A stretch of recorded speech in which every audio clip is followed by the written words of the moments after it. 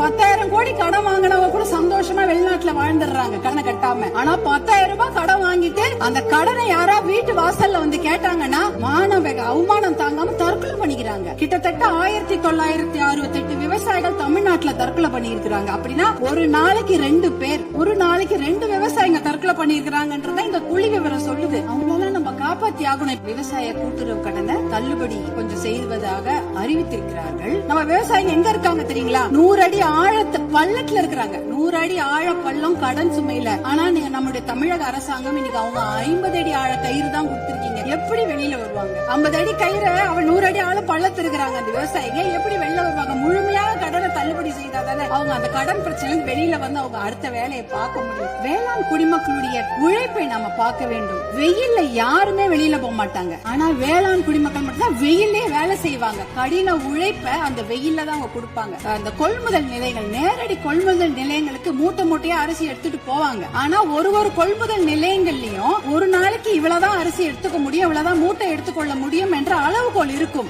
ஆனால் அந்த அளவுகோலுக்கு மேல ஆயிடுச்சுன்னா அந்த மூட்டையை வச்சுட்டு வெயிலையும் மழையிலயும் அங்கேயே இருக்கணும். அது என்னவானாலும் சரி, மூட்டையை அவங்க நிலத்துல இருந்து எடுத்துட்டு போயிட்டாங்கன்னா தனியார் அந்த கொள்முதல் நிலையங்கள் வாசல்லே படுத்து கிடப்பாங்க. மழை பெஞ்சிச்சுன்னா அந்த மூட்டையெல்லாம் உள்ளே முளைச்சிடும், கெட்டு போயிடும். இப்படி எத்தனையோ சிரமங்களை மீறி தான் அவங்க நம்மளுடைய உணவு மேசைக்கு சாப்பாடை கொண்டு வராங்க.